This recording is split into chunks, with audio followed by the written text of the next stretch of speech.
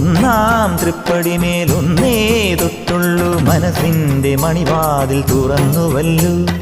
രണ്ടാം പടിമേലേറി മൂന്നാം പടിമേലേറി നാലാം പടി അഞ്ചാം പടി ഞാൻ കാണവേ. ആറാം പടിമേലെന്റെ ആത്മാവിൽ തിരിവച്ചു.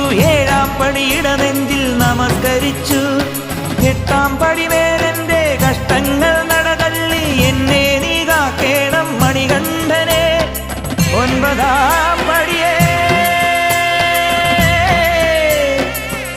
അയ്യനേ